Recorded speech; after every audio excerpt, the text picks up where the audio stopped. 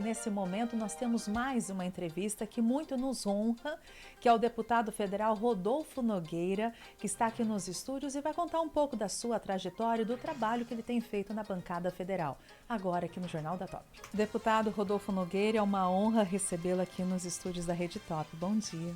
Bom dia, Edilene Rocha, bom dia, Júnior Ferreira, o Abner que está aqui conosco, Rondon, nosso amigo, Jaime, bom dia, Campo Grande, também um prazer, né, inaugurando aqui, né, primeira vez com vocês aqui, e estamos aqui para a gente falar um pouquinho, dar um bate-papo sobre política, falar do que vocês, os assuntos que vocês querem saber também de Brasília, né, e fico à disposição de todos vocês aqui. Um grande abraço para todos que estão nos ouvindo agora. O deputado federal Rodolfo Nogueira é do PL-MS e está em seu terceiro ano de mandato e atualmente preside uma das comissões mais relevantes da Câmara dos Deputados, que é a Comissão da Agricultura, Pecuária, Abastecimento e Desenvolvimento Rural. E é um grande desafio, né? Representar o nosso estado nessa bancada, hein, deputado? Muito desafio, né? A Comissão da Agricultura e Pecuária é uma comissão importantíssima lá, talvez a segunda mais importante hoje na casa, né? Muito disputada a eleição para ser o presidente da casa. A gente chegou no meu primeiro mandato, né, Edilene? Então não é fácil, né? A gente sempre ouve a expressão baixo clero lá em Brasília e realmente a gente chega lá sem conhecimento, sem articulação, sem nada. E a gente vem trabalhando, né? Eu sou produtor rural, sou pecuarista. E eu fui eleito, né, com essa bandeira também do agronegócio. E a gente chegou lá, assumimos uma diretoria na FPA e através do nosso trabalho ali de proposições de projetos de leis e de luta, né, a CPI do MST também, que eu participei, fui membro da CPI. E a nossa luta pelo agro nos colocou numa evidência lá e graças a Deus, né, aí a gente vê que também teve a graça de Deus aí para nos colocarmos nessa posição e fomos eleitos lá na comissão como presidente. E na comissão da agricultura pecuária a gente está colocando não só o nome do Rodolfo Nogueira, né, do parlamentar, mas o nome do Mato Grosso do Sul novamente numa comissão importante dessa. O Moca já foi presidente dessa comissão também e a gente está lá numa disposição, né? Porque hoje, Edilene, nós temos um governo federal que colocou o agronegócio como inimigo número 1, que alinhou todos os ministérios se colocando contra o agronegócio, contra o produtor rural. E a gente vê, né? O Ministério do Meio Ambiente hoje, a volta dessa multa, da indústria da multa, é multa para tudo quanto é lado, é confisco de gado que nunca ninguém viu na vida. Né? A gente vê o Ministério da Economia hoje sem nenhuma política favorável, uma política pública para realmente sanar hoje o problema dos custos de produção do produtor hoje, que é elevadíssimo. Juros altíssimos como nunca o agro pagou na história do Brasil. Né? Hoje o juro do agro é 20%. Né? No governo Bolsonaro era 6%. Ao ano. Então, a diferença é gritante. E fora disso, a gente aprovou um projeto de lei lá na Câmara, que nós batalhamos muito texto para que o Mato Grosso do Sul fosse beneficiado nessa securitização, que é um projeto importantíssimo, que é a prorrogação das dívidas hoje do produtor rural. O Mato Grosso do Sul passou por 4 anos de seca severa, 6 safras frustradas. Isso trouxe um endividamento do produtor rural pelo Brasil, mas principalmente no Mato Grosso do Sul, que é o segundo estado mais afetado do Brasil, perdendo só para o Rio Grande do Sul.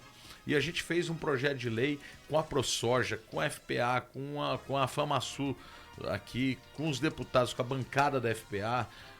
Colocamos, né, requisitos que o Mato Grosso do Sul pudesse entrar e principalmente os 30 bilhões do pré-sal, que é o fundo social do pré-sal, que ia bancar toda essa prorrogação. E não é pagar a conta não, Edilene, é somente prorrogar as contas para o produtor rural que não teve culpa, né? O cara trabalhou, adubou, jogou semente, mas não veio a chuva. Então ele não foi culpado da dívida. A gente tem que hoje socorrer o segmento e o setor que é a locomotiva do Brasil, que tem 33% do PIB, que hoje ontem eu recebi um dado que hoje as exportações do agronegócio batem 49% de todas as exportações do Brasil, ou seja, é o grande garantidor do giro econômico do nosso país. Hoje, 30%, 29 milhões e 500 mil carteiras de trabalho hoje é o agronegócio que carimba diretamente. Então, a gente está falando do maior segmento, do maior setor hoje, que é a locomotiva, e além de tudo, garante o quê? O alimento na nossa mesa, que daqui a pouco todo mundo vai para casa, alguns já estão almoçando em casa, e que a gente sabe que é o produtor rural que traz o alimento na mesa do povo brasileiro. Então, esse setor que a gente está preocupado em salvar, e não é produtor riquinho, não. Não é o cara hoje que realmente tem que comprovar que está endividado, e era o nosso projeto de lei. E o governo federal, aprovamos na Câmara, foi para o Senado e o Senado segurou através da pressão do governo federal. Por quê? Porque não quer tirar os 30 bi do pré-sal, porque quer usar em programas sociais para o ano que vem comprar voto.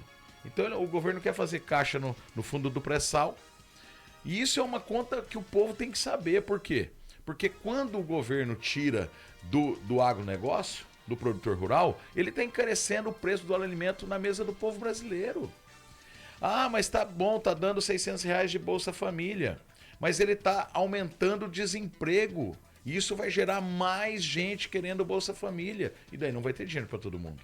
Então a gente está querendo realmente que o governo abra os olhos para um setor que é a locomotiva, mas que realmente é o gerador de empregos, é o segmento que faz todo o Brasil girar, os municípios e principalmente o Mato Grosso do Sul, que é um estado do agronegócio. A gente sabe que depende 100% do agronegócio para ter suas divisas e a sua fonte de renda. Então, a gente sabe que essa luta do governo federal é revanchista, é um governo vingativo, porque o produtor rural, na maioria, votou no Bolsonaro e o Lula não gosta do produtor rural, né?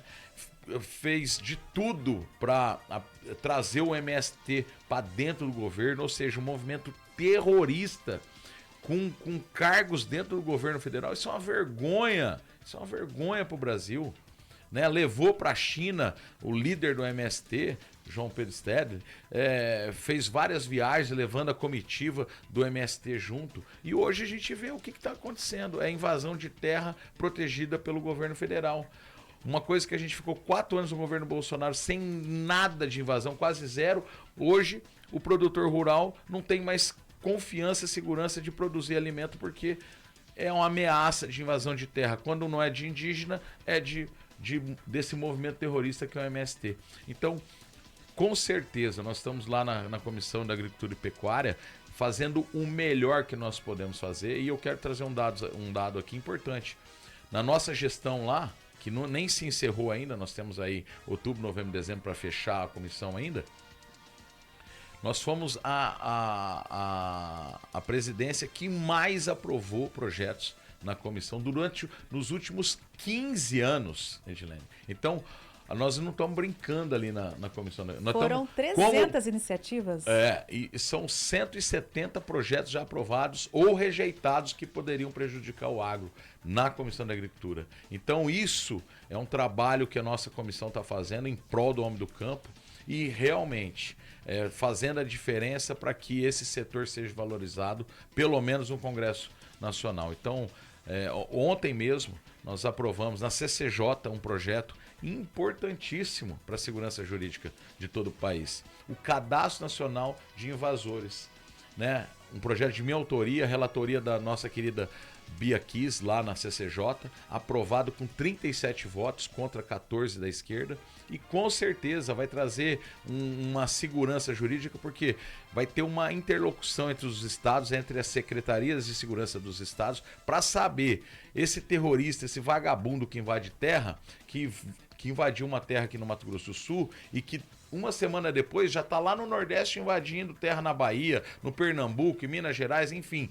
Eles têm uma proteção e uma logística para fazer esse movimento dessas pessoas e que realmente traz essa insegurança jurídica. Nós aprovamos uma lei em 2023, final de 2023, que coloca o invasor como um criminoso, mas ele perde os benefícios de programa social do governo e também é proibido de nomeação e perde o cargo público se for ele identificado como invasor. E hoje esse cadastro de invasores lá saiu em toda a imprensa do Brasil inteiro, Globo, Antagonista, Metrópolis, CNN. Então, deputado, e a gente percebe que, infelizmente, com que cresceu, né, o número e o tamanho, a gente vai na saída para Rochedinho mesmo, tem 2 acampamentos ali que dobraram de tamanho nos últimos meses, nos últimos anos, né? E por quê? Porque ali é a massa de manobra deles e outra, assistencialismo. Você pode ir lá, você vai ver lá o tanto de cesta básica que está lá dentro. Para comprar esse povo. Porque, na verdade, esse pessoal é um pessoal da cidade que não tem culpa. Eles são alicerçados ali, são manipulados para vir nesse movimento, cometer esses crimes, através de auxílio, de dinheiro, de Bolsa Família, de uma cesta básica. É nisso. Então, na verdade, é uma massa de manobra ali da liderança desses movimentos terroristas, que é o MST, que faz esse terror no campo. Inclusive, gente, para você que está nos ouvindo nesse momento, são 11 horas e 37 minutos. O deputado federal Rodolfo Nogueira está à frente da comissão. Nós estávamos falando Comissão de Agricultura, Pecuária, Abastecimento e Desenvolvimento Rural. E ele tem se destacado como o presidente que mais aprovou proposições na história, já somando 300 iniciativas aprovadas até o momento. Um parlamentar combativo, mantém a postura firme de fiscalização e oposições às ações do governo federal. E aí, Marcos Rondon, olha só que interessante isso. Em seu primeiro mandato, ele destinou 100% dos recursos para o nosso estado do Mato Grosso do Sul, reforçando o seu compromisso com o desenvolvimento do nosso estado. E que orgulho receber ele aqui e compreender um pouco mais de como funciona lá em Brasília as coisas. O deputado federal Rodolfo Nogueira, que está esclarecendo para nós alguns dos trabalhos que, como está lá, né, a bancada federal, em Marcos Rondon. Que interessante nós termos fica mais de perto com os deputados federais, entendermos um pouco mais como é que funciona essa engrenagem. Trazer Brasília para dentro de Mato Grosso do Sul, isso é importante. Bom, nós encerramos o primeiro bloco de entrevistas, né, falando sobre assuntos importantes ligados ao agronegócio. E o Rodolfo trouxe para a gente aí várias respostas importantes para o amigo produtor rural que está nos acompanhando também. Agora, nós falamos que iríamos agora bater um papo sobre a anistia, deputado, que eu acho que é muito importante e é o que está sendo discutido nas ruas, em todos os cantos, em casa, e eu acho que esse é um assunto que o sul-mato-grossense, que hoje cerca de 70% dos eleitores de Mato Grosso do Sul votaram com o ex-presidente Jair Bolsonaro. E a anistia envolve tudo isso, esse imbróglio aí com o presidente Jair Bolsonaro. Então, em relação à anistia, quais o senhor acredita que serão aí os próximos passos aí da anistia? Rondon, é assim, a gente teve um custo muito alto para a gente aprovar o requerimento de urgência da anistia, que era um projeto da oposição, um projeto que os partidos de centro vieram junto conosco para que a gente pudesse aprovar o requerimento de urgência. Logo em seguida, veio uma facada nas costas, a indicação do nome do Paulinho da Força como relator. Paulinho da Força, na sua primeira entrevista, falou: não, eu não vou fazer projeto de anistia, meu projeto é de dosimetria. Ou seja, ele já enterrou o projeto de anistia que a gente tanto lutou para já trazer uma força. A gente sabe que o Paulinho da Força, ele tem uma dívida muito grande com o ministro Alexandre de Moraes, que foi o cara que deu uma canetada a favor dele da condenação do Paulinho da Força, né? A gente não pode esquecer que o Paulinho da Força estava com um processo de corrupção dentro do Supremo Tribunal Federal e o Alexandre de Moraes inocentou e livrou da pena o Paulinho da Força. Então isso já mostra que o projeto de anistia na Câmara, no Congresso Nacional, ele já está praticamente corrompido, ok? Agora, eu falei para o Paulinho da Força, para o relator, o seguinte: deputado, o senhor está falando de dosimetria. Aonde que está a palavra dosimetria na Constituição Federal? Não existe. A palavra anistia está lá. Eu estava vendo um vídeo agora do Gilmar Mendes em 2010, ele falando sobre a prerrogativa do Congresso Nacional em aprovar a anistia. A anistia, ela é legal, constitucional e é uma prerrogativa do Congresso Nacional anistiar. Mas o que é anistia? Anistia é perdão, é esquecimento da pena, perdão da pena. Não tem que se falar de dosimetria. Quem poderia falar em dosimetria era o Supremo Tribunal Federal, é o Poder Judiciário que aplica a penalidade e aplica a dose de pena. Então, lá atrás, na condenação dos réus, o Supremo Tribunal Federal poderia equalizar a dosimetria, mas não fez.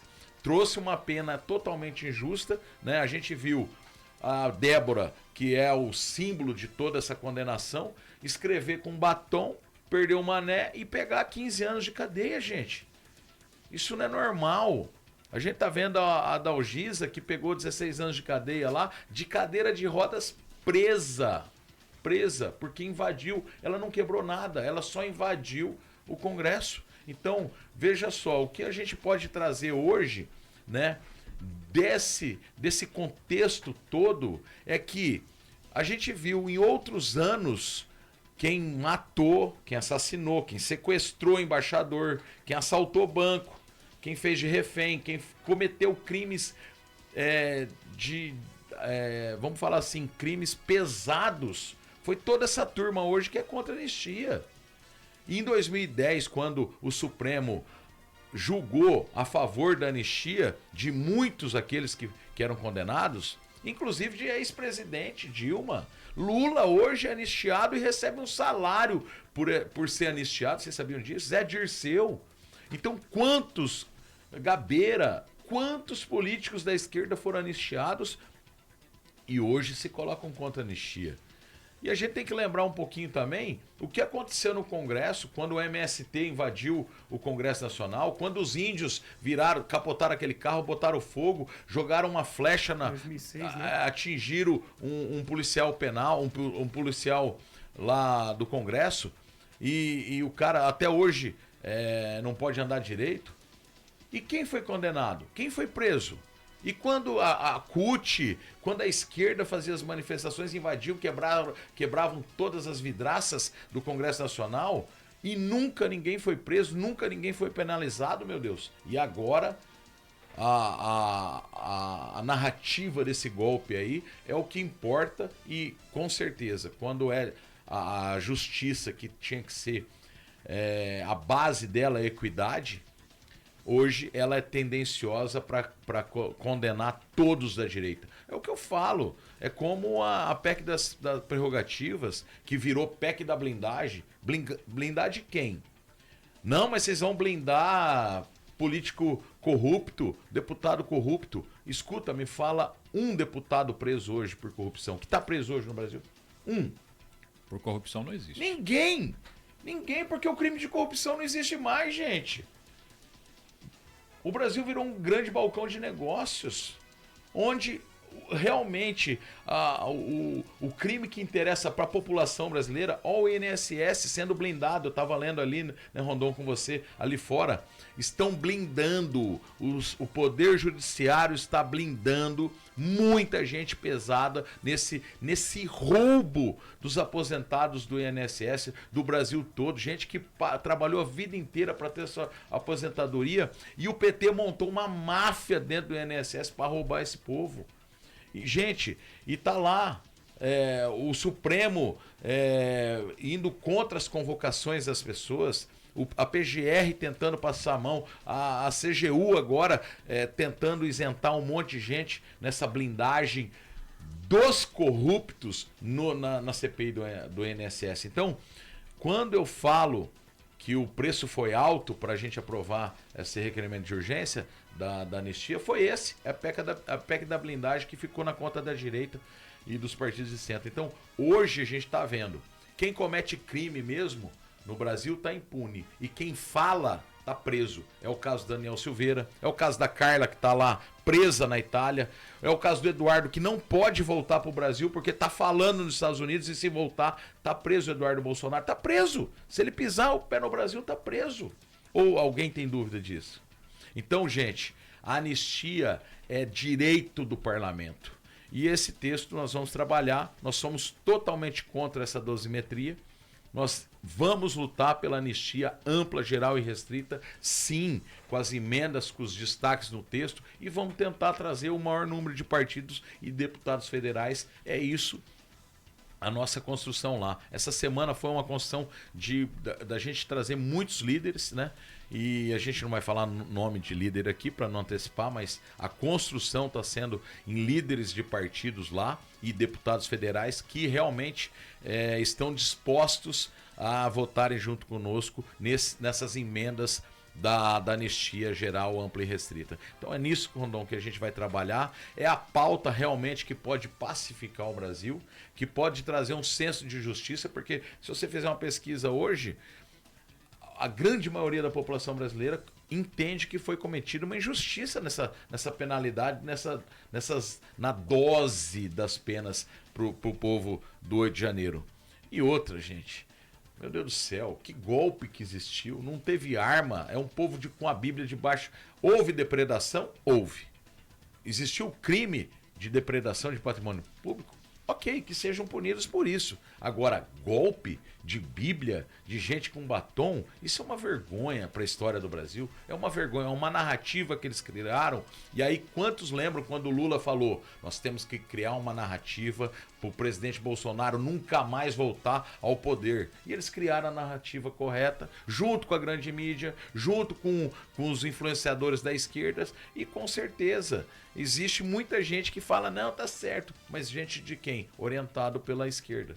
Então hoje a justiça, que deveria ter esse piso de equidade, infelizmente mancha a história do Supremo Tribunal Federal, e a gente está vendo o mundo inteiro, a Europa, os Estados Unidos, o presidente Trump realmente trazer sanções aqui como a Magnitsky para o ministro Alexandre de Moraes e para a esposa. E outra, Rondon, como a gente estava falando ali fora, eu acho que os Estados Unidos errou a Magnitsky agora. Ele deveria ter colocado no ministro Zanin, no ministro Flávio Dino e na Carmen Lúcia, que votaram contra. E isso seria a posição correta dos Estados Unidos para falar: ó, vocês votaram a favor de uma condenação de um crime que não aconteceu, e está aqui a penalidade que os Estados Unidos está promovendo aqui no Supremo Tribunal Federal. Mas a Magnitsky veio para a esposa do Alexandre de Moraes, e realmente também existe essa pressão externa toda, né,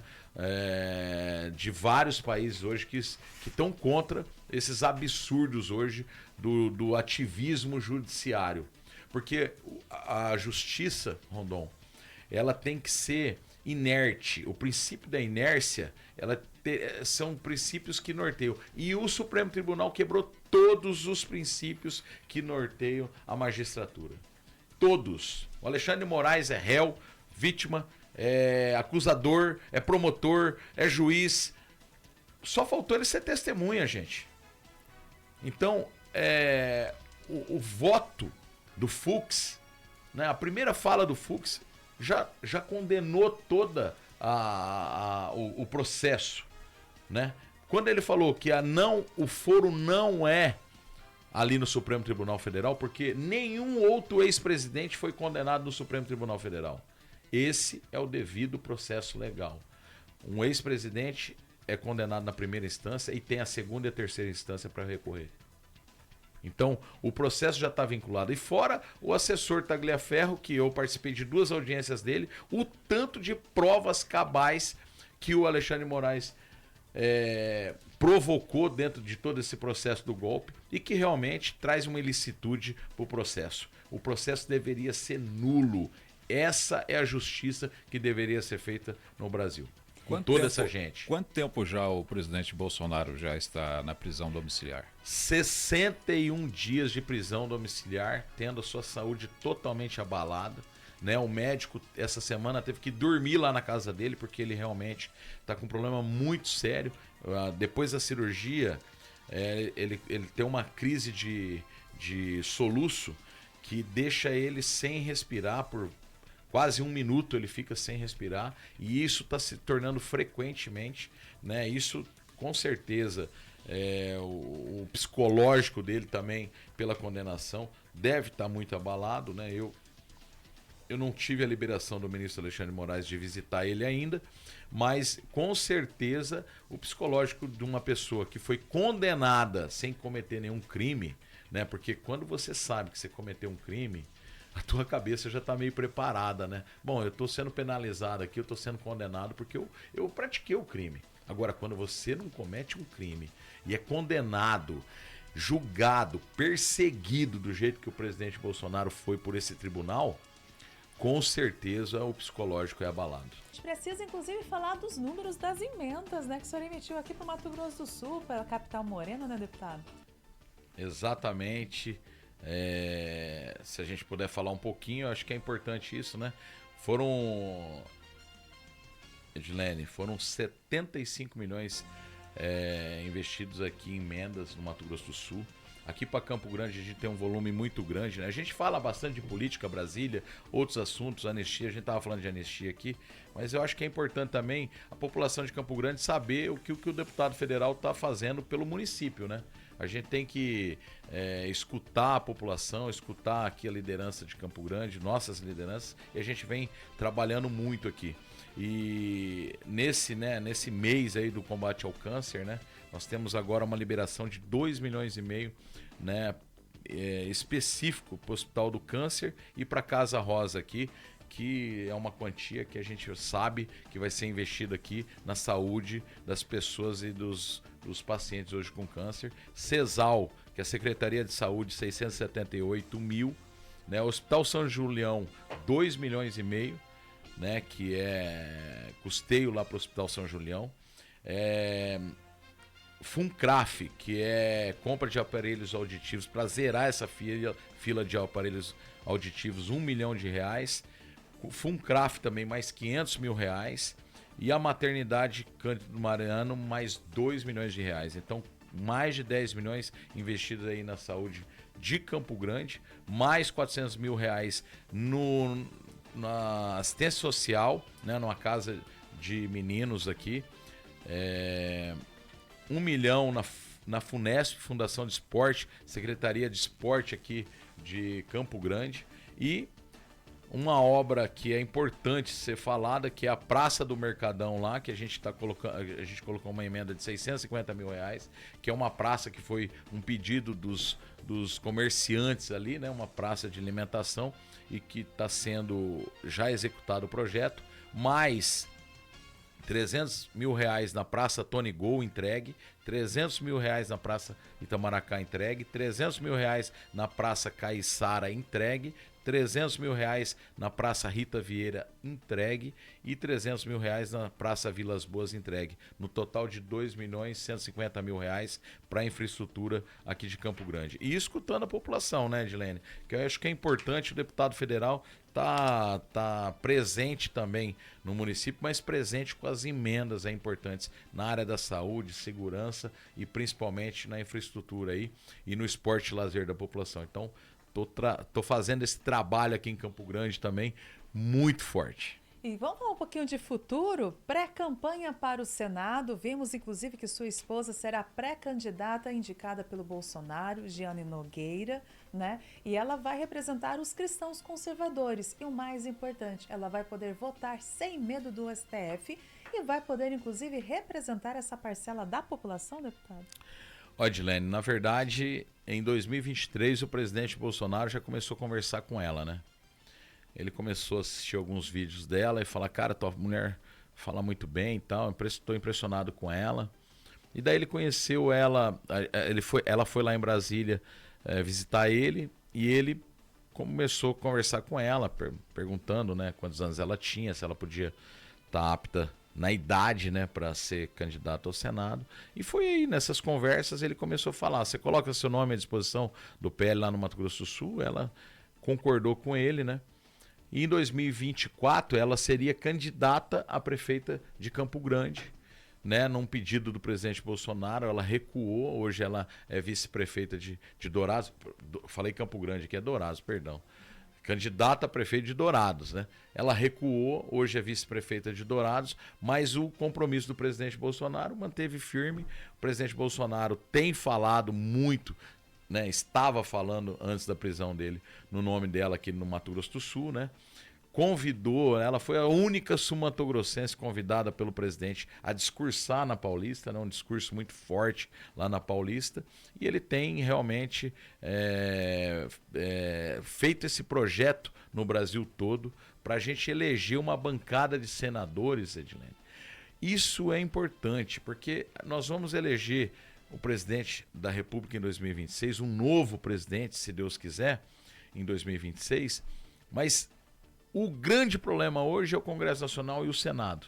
Quem tem o poder hoje para fazer o enfrentamento com o Supremo Tribunal Federal, quem tem o poder para trazer um freio de arrumação, um equilíbrio entre os poderes, porque a Constituição fala do equilíbrio entre o Executivo, Legislativo e o Judiciário, e hoje todos nós vemos que o Judiciário manda no Brasil, manda no Congresso, manda no Executivo, enfim. Hoje o Alexandre de Moraes está mandando no Brasil. E a única forma de ter fazer esse enfrentamento é a gente eleger o presidente do Supremo, o presidente do Senado, com a grande maioria da bancada. Então, o projeto do presidente Bolsonaro para o PL é eleger a maior bancada de senadores agora. É uma eleição de 54 senadores, 2 senadores para o Estado. O país só tem 3 senadores para o Estado, então é a maior bancada, a maior eleição agora para Senado em 2026.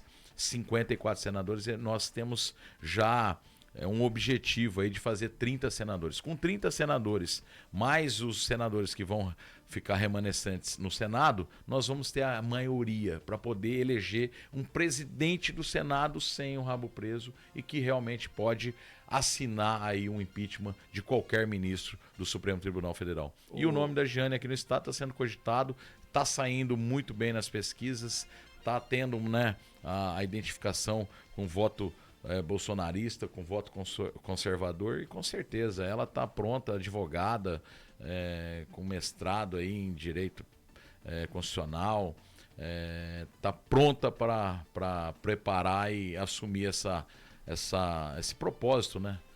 Que é uma grande responsabilidade. É uma né, grande deputado? responsabilidade. Deixa eu te fazer uma pergunta. Com a chegada de Reinaldo Azambuja no PL, né, hoje nós devemos ter então a Giane junto com o Reinaldo.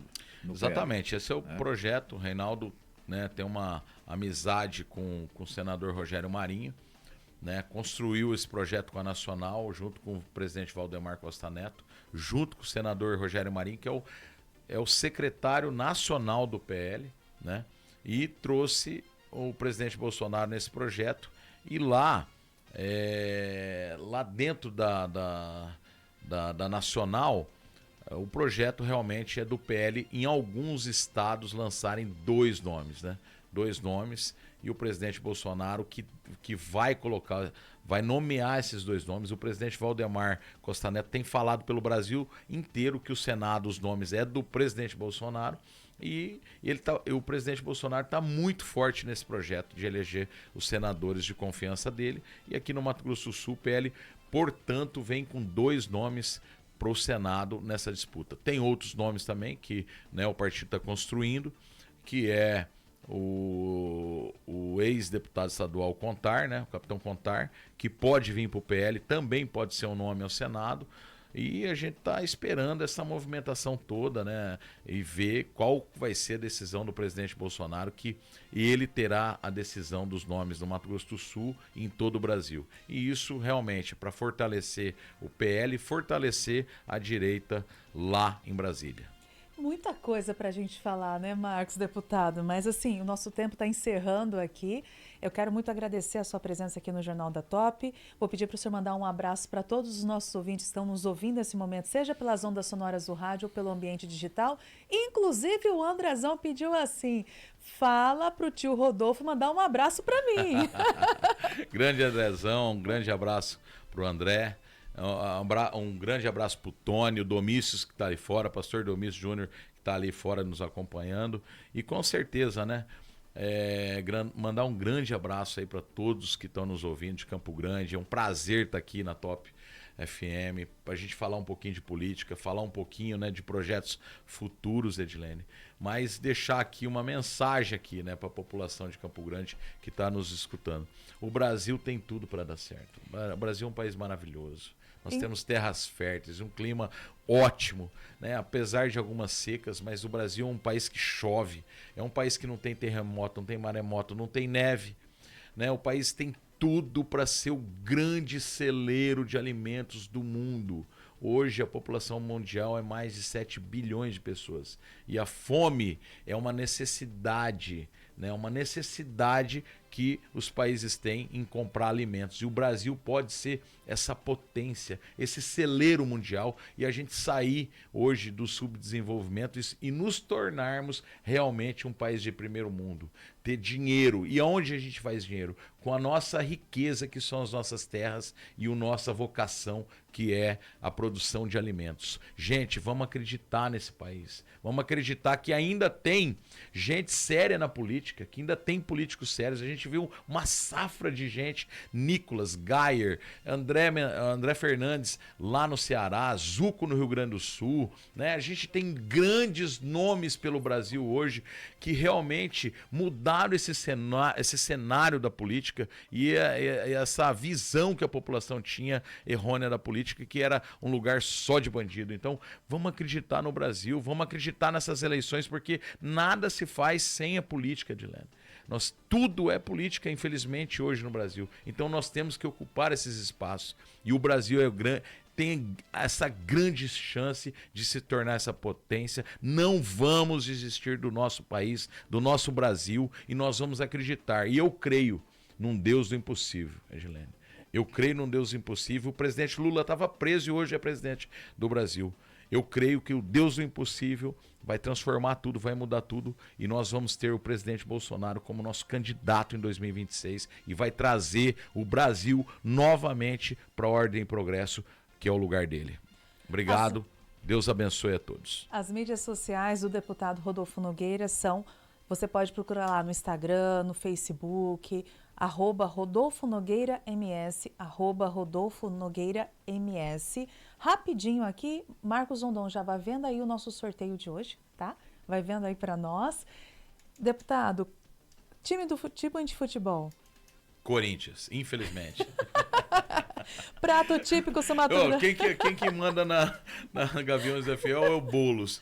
O outro, o presidente Lula corintiano. Eu tô quase desistindo desse Corinthians já. Prato típico sumatogrossense que o senhor mais aprecia? Olha, tem 2. Churrasco e peixada. Pintado, pantaneiro. Gosta de cozinhar? Gosto. É um prazer que eu tenho. Olha só, Marcos Rondon, vai ter que convidar a gente. E cozinho muito bem. Uma frase que você carrega como lema de vida. Puxa vida, uma frase. Pode ser um versículo? Claro. Entrega teu caminho ao Senhor, confia nele e o mais ele fará. Uau! Forte, hein, Marcos Rondon? Entrega o teu caminho ao Senhor, confia nele e o mais ele fará. Esse é um versículo bíblico, né? Se eu não me engano, esse é o Salmo, né? Salmo. É o Salmo 137. Isso aí. E assim nós vamos encerrando a entrevista de hoje. Muito obrigada. É uma honra. Sempre que o senhor quiser, fique o convite aqui para retornar aqui no Muito Jornal da Top. obrigado, Márcio Rondon. Obrigado, Jaime. Obrigado, Edilene. Obrigado, Abner, aí, pela recepção. Obrigado, Tony. Enfim, estou à disposição sempre aqui da rádio.